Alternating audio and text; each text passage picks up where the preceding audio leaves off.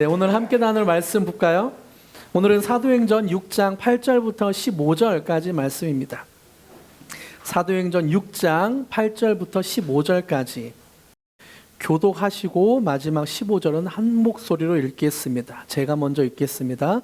스데반이 은혜와 권능이 충만하여 큰 기사와 표적을 민간에 행하니 이른바 자유민들 즉 구레네인, 알렉산드리아인, 길리기아와 아시아에서 온 사람들의 회당에서 어떤 자들이 일어나 스데반과 더불어 논쟁할세. 스데반이 지혜와 성령으로 말함을 그들이 능히 당하지 못하여 사람들을 매수하여 말하게 하되 이 사람이 모세와 하나님을 모독하는 말을 하는 것을 우리가 들었노라 하게 하고 백성과 장로와 서기관들을 충동시켜 와서 잡아가지고 공회에 이르러 거짓 증인들을 세우니 이르되 이 사람이 이 거룩한 곳과 율법을 거슬러 말하기를 마지 아니하는도다. 그의 말에 이 나사렛 예수가 이곳을 헐고 또 모세가 우리에게 전하여 준 규례를 고치겠다 함을 우리가 들었노라 하거늘. 함께 읽습니다. 시작. 공회 중에 앉은 사람들이 다 스데반을 주목하여 보니 그 얼굴이 천사의 얼굴과 같더라. 아멘. 오늘은 사도행전 6장 8절부터 15절까지를 본문으로 억울한 일이 생겼을 때라는 제목으로 함께 말씀을 나누려고 합니다. 여러분 살면서 혹시 억울한 일을 당한 기억이 있으세요? 분명히 선한 마음으로 했던 말이나 행동이 오해를 사고 오히려 비난을 받았던 경험, 열심히 했지만 인정받지 못하고 오히려 아무 일도 하지 않은 사람들이 칭찬을 받고 인정받는 것을 보면서 느꼈던 억울함. 누구나 한 번쯤은 이런 기억이 있을 것 같아요. 저 혹시 이런 억울했던 경험들이 살면서 몇 번이 있었는데요. 전도사 시절에 저는 선한 마음으로 말을 하고 이렇게 했지만 그것이 오해가 오해를 낳고 오해가 쌓여서 나중에는 제가 비난받는 그런 상황까지 생겼었습니다. 억울함에는 교회에서만 있는 것이 아니라 가정에서도 있고 직장에서도 있고 학교에서도 그렇게 억울함은 찾아와요. 이런 억울한 일이 생겼을 때 우리는 마음속으로 이렇게 생각하기도 합니다. 하나님, 왜 제가 이런 일을 겪어야 하나요? 아무 잘못도 하지 않았는데 왜 이런 고난이 생기나요? 우리는 정직하게 살면 사람들이 알아줄 거야. 내가 진실하면 언젠가는 밝혀질 거야 라고 생각을 하지만, 희망을 갖지만 현실은 그렇지 않은 것을 알게 되죠. 착하게 살려는 사람일수록 오히려 더 많은 오해를 받고 원칙을 지키려다가 외면당하고 진실을 말했기 때문에 외톨이가 되는 경우도 있습니다. 이런 지점에서 우리는 성경 속 한 사람을 주목해서 보려고 해요. 이 사람은 바로 스데반인데요. 그는 억울한 상황에서 하나님을 드러낸 사람입니다. 오늘 우리는 세 가지 질문을 통해 스데반을 좀 살펴보려고 합니다. 세 가지 질문. 첫 번째는 스데반은 어떤 사람이었는가? 두 번째는 스데반은 어떤 억울한 상황을 겪었는가? 그리고 세 번째는 그 억울한 상황에서 스데반은 어떻게 반응했는가? 첫 번째, 스데반은 어떤 사람이었는가? 두 번째, 스데반은 어떤 억울한 상황에 처했는가? 세 번째, 그 억울한 상황에서 스데반은 어떻게 행동했는가? 이 세 가지 질문을 가지고 오늘 말씀을 좀 살펴보려고 합니다. 첫 번째, 스데반은 어떤 사람이었는가입니다. 8절 같이 한번 읽어볼까요? 시작. 스데반이 은혜와 권능이 충만하여 큰 기사와 표적을 민간에 행하니. 스데반을 어떻게 소개합니까? 은혜와 권능이 충만하여 큰 기사와 표적을 행한 사람. 스데반은 단순한 교회 봉사자가 아니었어요. 하나님의 은혜와 권능이 충만했던 사람입니다. 성령님의 능력이 스데반 위에 있었고, 그리고 하나님께서 스데반을 통해서 기적과 표적을 많이 행하셨죠. 또 사도행전 6장 3절과 5절에서는 집사였던 스데반을 이런 자격이 있었던 사람이라고 표현하고 있는데요. 3절과 5절 같이 한번 읽어볼까요? 3절 시작. 형제들아, 너희 가운데서 성령과 지혜가 충만하여 칭찬받는 사람 7을 택하라. 우리가 이 일을 그들에게 맡기고. 여기서 보니까 성령과 지혜가 충만할 칭찬받는 사람. 또 5절 보세요. 5절 시작. 온 무리가 이 말을 기뻐하여 믿음과 성령이 충만한 사람 스데반과, 여기까지. 여기서 뭐라고 하나요? 믿음과 성령이 충만한 사람. 스데반은 단순하게 보기엔 7지사 중에 한 사람이었지만 성경은 스데반을 은혜와 권능이 충만한 사람, 성령과 지혜가 충만한 사람, 믿음과 성령이 충만한 사람이라고 증거하고 있습니다.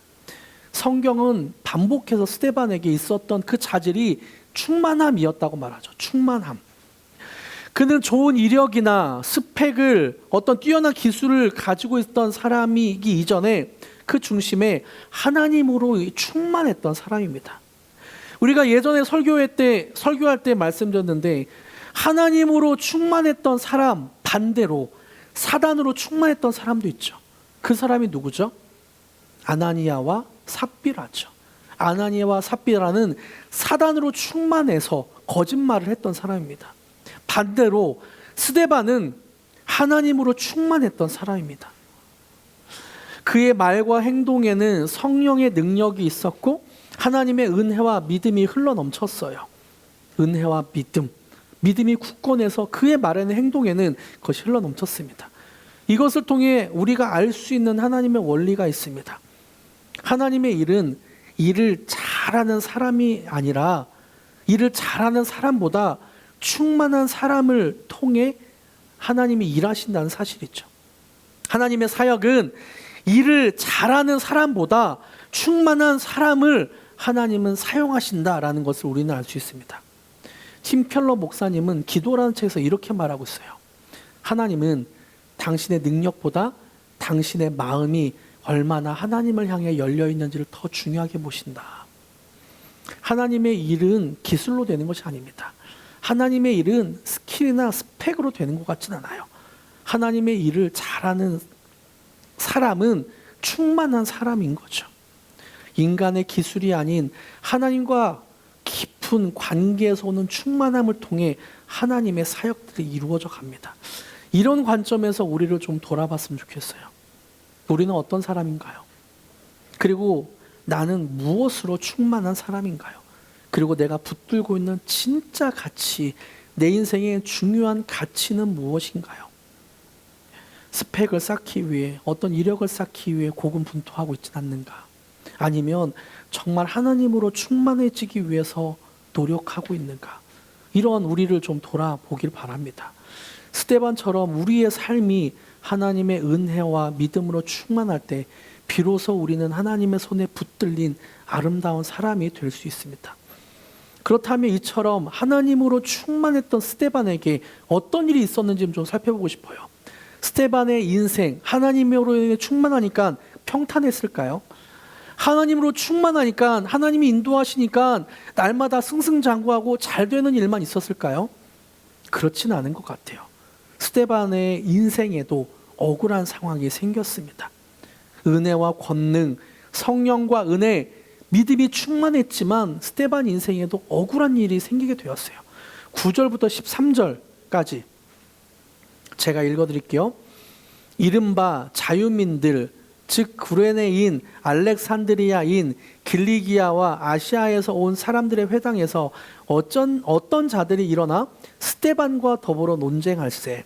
스데반이 지혜와 성령으로 말함을 그들이 능히 당하지 못하여 사람들을 매수하여 말하게 하되, 이 사람이 모세와 하나님을 모독하는 말을 하는 것을 우리가 들었노라 하게 하고 백성과 장로와 서기관들을 충동시켜 와서 잡아가지고 공회, 재판, 감옥에 이르러 거짓 증인들을 세우니 이르되 이 사람이 이 거룩한 곳과 율법을 거슬러 말하기를 마지 않은도다. 스데반은 하나님의 말씀을 전했습니다. 하나님의 나라를 선포했어요. 그런데 사람들은 스데반이 거짓말을 했습니다. 거짓말을 하면서 스데반이 이상한 말을 합니다 라고 말하는 거죠. 스데반은 거짓을 말한 적이 없습니다. 누구를 속이거나 해치려고 한 적도 없었어요. 하지만 사람들은 스데반을 시기했고 거짓 증인들을 세우고 모함하고 억울한 누명을 씌웠죠. 결국 스데반은 거짓 고소와 조작된 증언으로 공회, 재판에 끌려갔습니다. 예수님도 재판에 끌려가서 십자가형에 처하게 되었죠. 스데반도 재판에 끌려가서 일촉즉발의 그런 위기 상황이 생겼어요. 스데반이 도대체 무엇을 잘못했길래, 스데반이 도대체 어떤 잘못을 했길래 이렇게 공의 재판에 끌려가야만 했을까요? 이것이 바로 우리가 살아가는 현실이죠. 선하게 살고 진실되게 살아도 세상은 공정하지 않습니다. 거짓 증언을 하고 거짓말로 사람들을 충동해서 우리를 오해하게 만들고 우리를 억울한 상황으로 내몰 때도 있죠. 누군가는 내 진심을 왜곡하기도 하고, 누군가는 오해로 나를 판단하고, 누군가는 일부러 나를 공격하기도 합니다. 시기심 때문에 나를 공격하기도 해요. 스데반은 하나님의 능력으로 충만한 사람이었지만 그 능력이 억울함을 막아준 것은 아니었어요. 스데반이 아무리 진실하게 살아간다고 해도 스데반은 억울한 상황 가운데 있었습니다. 이런 억울함 가운데 스데반은 자신의 억울함을 해명하거나 이 억울함을 풀기 위해 막 노력한 것이 아니라 하나님을 드러내는 길을 선택했어요. 마지막으로 스데반이 했던 행동, 이 억울한 상황에 스데반이 했던 행동을 좀 주목해서 보고 싶어요. 15절 한번 볼까요? 스데반은 어떤 행동을 했는가? 15절 함께 읽겠습니다. 시작. 공회 중에 앉은 사람들이 다 스데반을 주목하여 보니 그 얼굴이 천사의 얼굴과 같더라. 스데반은 어떤 행동을 하고 있나요? 중간에 보니까 스데반은 천사의 얼굴과 같았다고 합니다. 여러분, 이 장면은 굉장히 인상적입니다.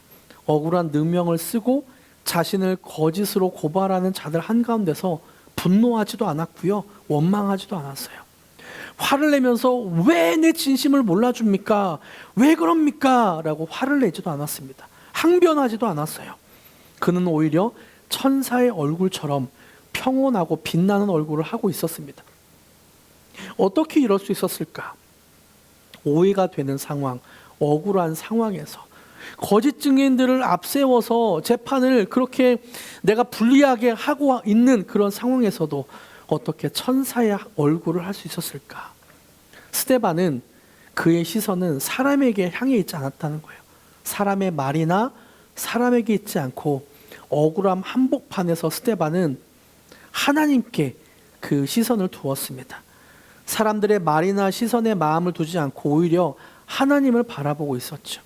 그의 마음과 시선은 땅이 아닌 하늘에 있었습니다. 이어지는 사도행전 7장 55절 한번 보세요. 스데반의 시선이 어디에 있는가? 같이 한번 읽어볼까요? 시작. 스데반이 성령 충만하여 하늘을 우러러 주목하여 하나님의 영광과 및 예수께서 하나님 우편에 서신 것을 보고.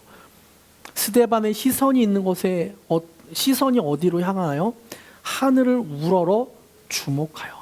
스데반의 시선은 하늘을 보고 있었죠.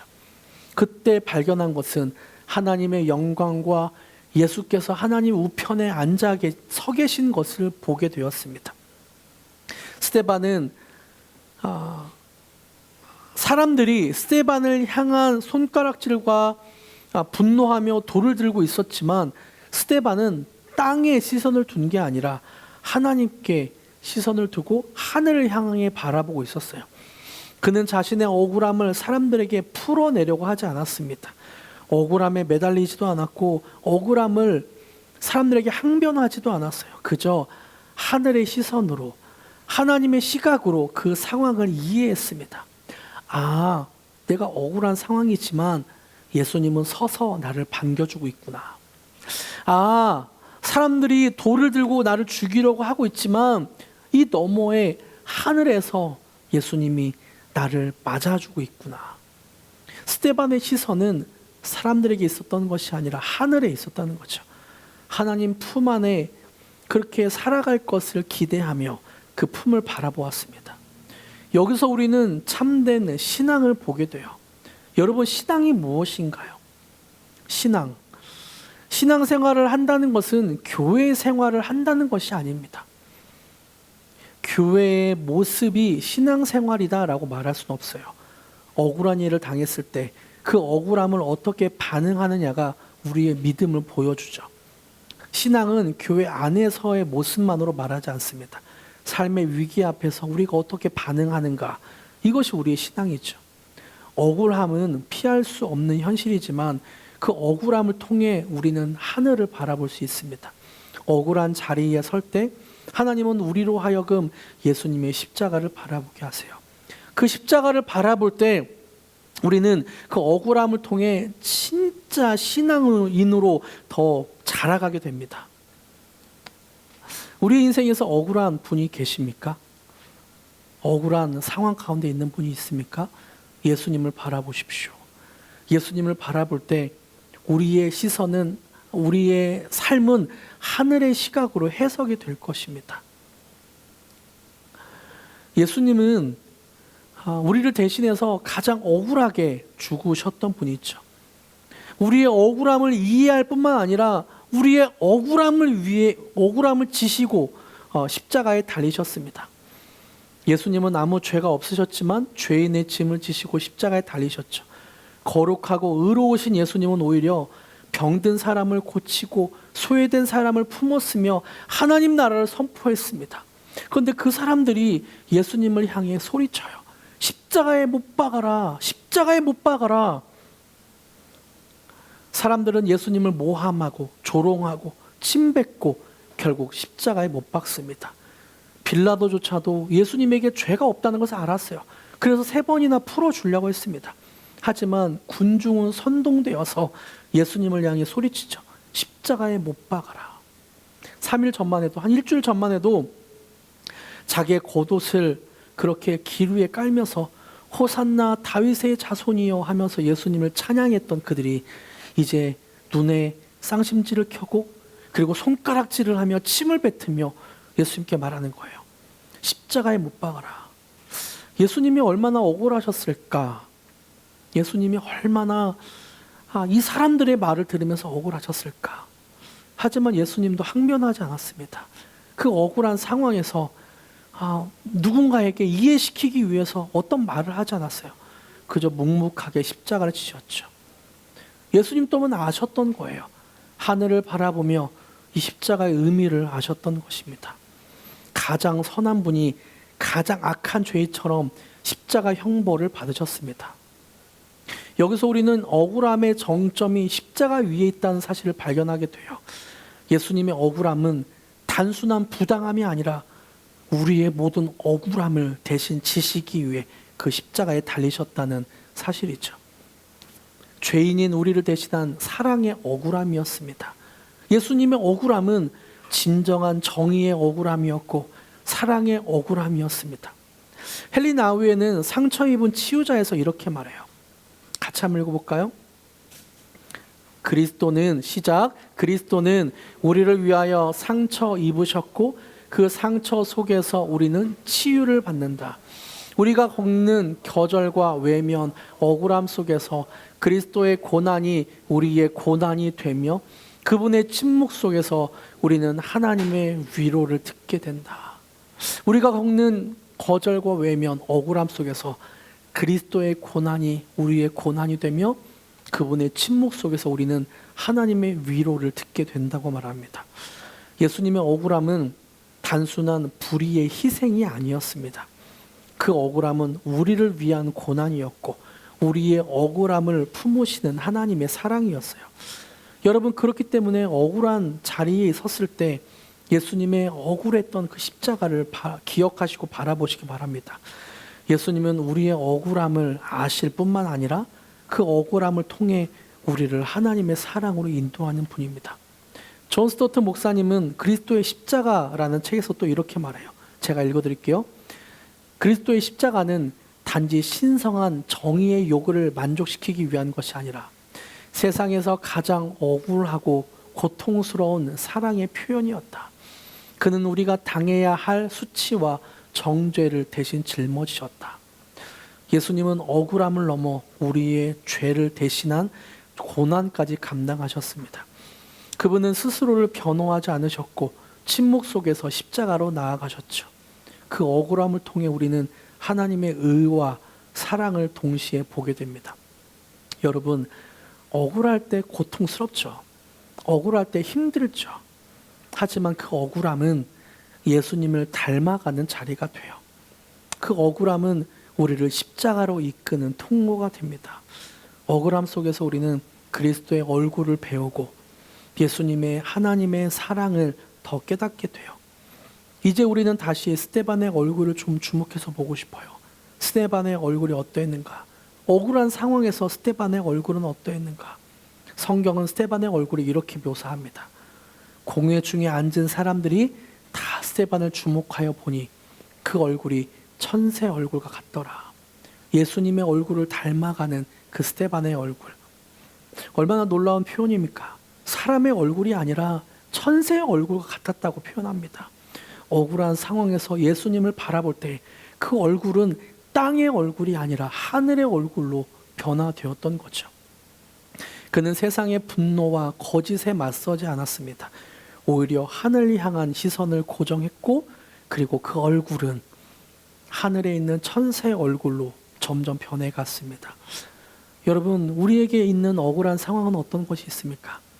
계속해서 내가 항변하지만 쌓여만 가는 오해와 다른 사람보다 내가 노력하는 것 같은데 인정받지 못하고, 다른 사람은 칭찬과 인정받고 있는 그런 모습, 내가 하지도 않았는데 내가 했다고 사람들은 나를 비난하고 그러는 것들, 이런 억울한 상황 가운데 우리는 어떤 태도를 갖고 있습니까?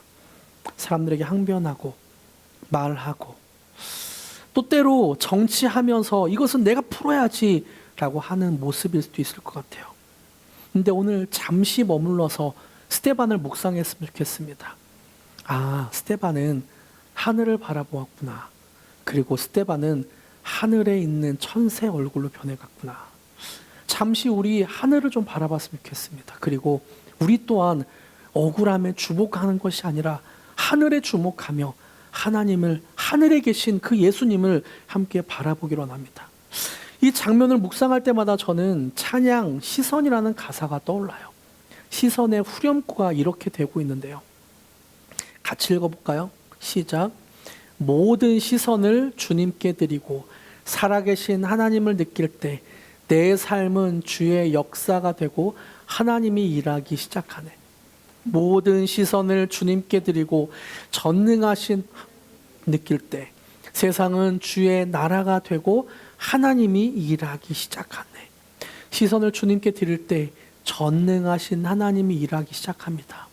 시선을 주님께 드릴 때 살아계신 하나님이 내 삶에 역사하기 시작합니다. 스데반은 그 시선을 주님께 드렸습니다. 사람들이 자기를 죽이려 할 때 그 시선을 하늘로 향했어요. 억울한 현실에서도 그는 하나님의 얼굴을 구했습니다. 그리고 그 순간 그의 삶은 하나님의 역사가 되었고 하나님이 일하기 시작했습니다. 여러분, 지금 우리의 삶에 어떤 억울함이 있습니까? 말할 수 없는 오해와 상처 가운데 여러분은 어떻게 계십니까? 그렇다면 여러분, 스데반을 기억하십시오. 그리고 예수님의 십자가를 바라보십시오. 억울함은 고통스럽지만 그 자리는 결코 헛되지 않습니다. 억울함은 우리가 예수님을 가장 깊이 만날 수 있는 자리이고요, 우리가 가장 예수님을 닮아갈 수 있는 자리이기도 합니다. 그래서 오늘 우리도 고백합시다. 모든 시선을 주님께 드립니다. 사람에게 내 시선이 있는 게 아니라, 환경에게 내 시선이 있는 것이 아니라 모든 시선을 주님께 드립니다. 함께 그렇게 찬양합시다.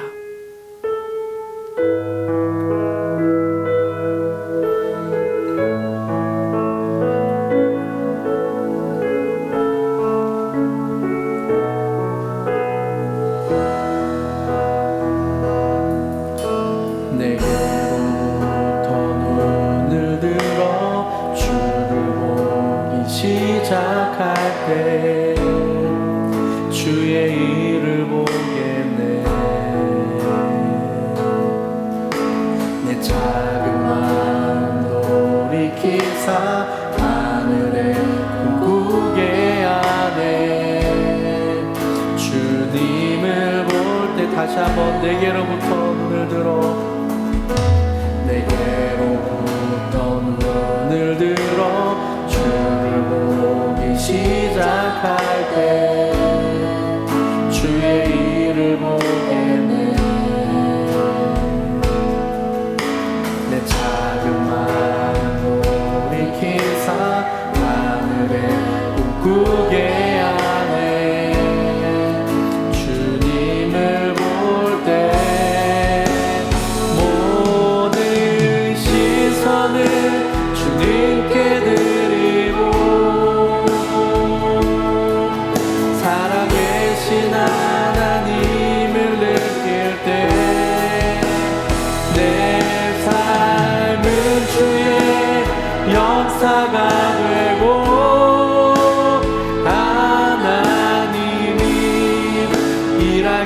살아계신 성령이 나를 변화시켜 고백합니다. 성령이 나를 변화시켜 모든 두려움 사라질 때 주의 일을 보겠네. 방패한 가운데서 주만 알게 되리. 주님을 볼 때 모든 시선을 주님께 드리고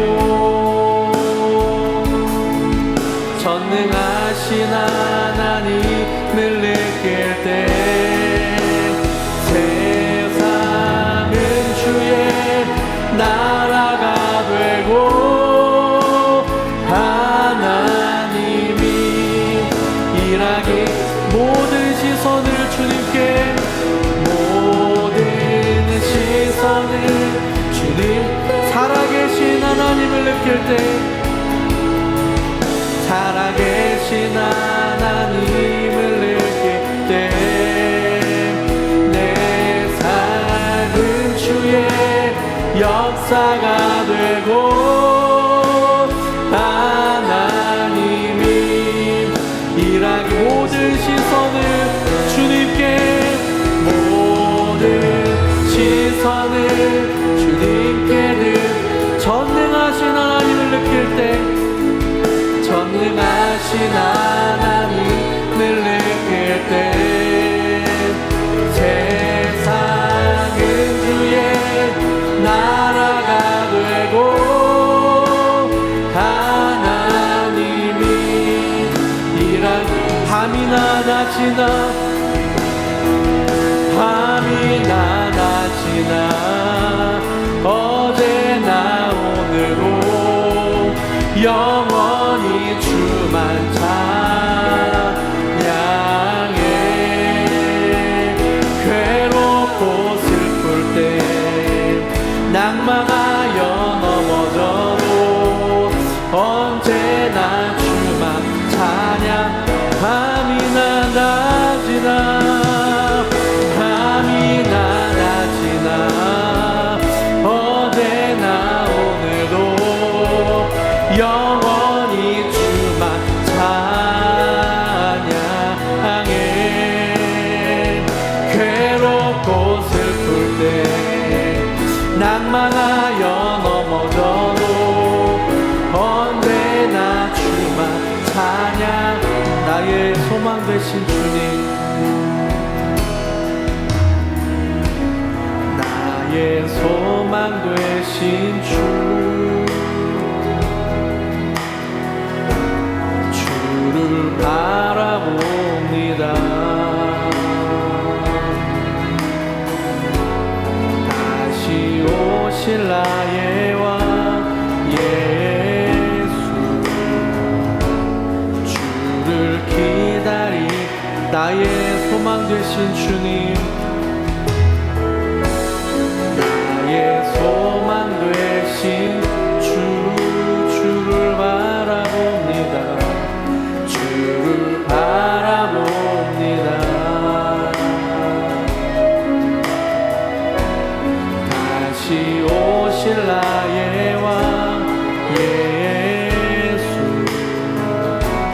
주를 기다리 밤이나 낮이나 밤이나 낮이나 어제나 오늘도 영원히 주만 찬양해. 괴롭고 슬플 때 낭망하여 넘어져도 언제나 주만 찬양. 밤이나 낮이나 밤이나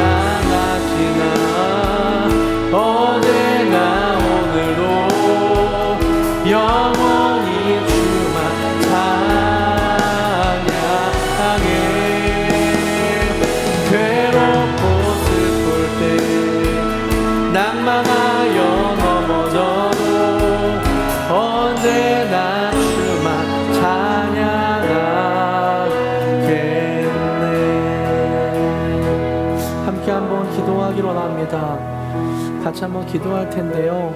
함께 기도할 때 어떤 억울한 어려운 상황 가운데 있는 분이 있다면 자신의 속마음을 그대로 주님 앞에 고백합시다.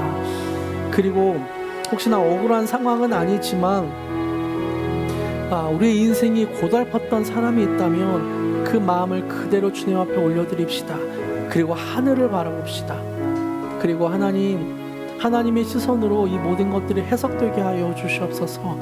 하나님, 하늘에 앉아있는 예수 그리스도의 서 계신 모습 우리가 보게 하시고 우리의 인생이 해석되게 하여 주시옵소서. 그렇게 함께 좀 기도합시다. 함께 기도하시겠습니다. 하나님, 우리가 주님 앞에 나아갑니다. 하나님의 은혜를 사모하며 하늘을 향해 우리의 시선을 올려드립니다. 밤이나 낮이나 어제나 오늘도 내 이성으로는 알 수 없고 해석되지 않는 그 모든 것들을 주님께 시선을 올려드리며 주님의 시각으로 해석하기 원합니다. 하나님 우리에게 말씀하여 주시고 우리가 주님의 눈으로 이 현실을 이해할 수 있도록 좀 도와주시옵소서. 그래서 우리가 예수님을 붙들고 예수님을 따라 살아갈 수 있도록 주님 우리를 붙잡아 주시옵소서. 주님, 어떤 환경에서도 주님의 마음을 품고 얼굴이 주님의 얼굴로 변하기를 간절히 간구합니다. 주님, 우리의 시선이 하늘을 향할 수 있도록 좀 도와주시옵소서. 하나님, 우리가 주님 앞에 기도했습니다. 내가 땅을 보거나 다른 사람들의 말이나 행동, 시선을 보는 것이 아니라 하늘을 바라보게 해달라고 기도했습니다. 하늘을 바라보며 하나님 보좌 우편에 서 계신 그 예수님을 보게 하여 주시옵소서. 그래서 나의 삶이 하나님의 눈으로 해석이 되게 하여 주시고, 그리고 내가 받고 있는 이 고통과 억울한 상황들이 그냥 하나님의 눈으로 해석이 되어서 받아들여지게 하여 주시옵소서. 그리고 하늘을 바라볼 때 내 얼굴이 천사의 얼굴과 같이 변화되게 하여 주시옵소서. 하나님, 내가 의지하는 분 예수님입니다. 내가 믿고 있는 분 예수님입니다. 그래서 나의 참된 소망, 산 소망은 오직 예수 그리스도께만 있습니다. 내 소망을 주님께 드리오니 주님이 내 삶을 인도하여 주시고 우리와 함께하여 주시옵소서. 감사드리며 예수님의 이름으로 기도드립니다. 아멘.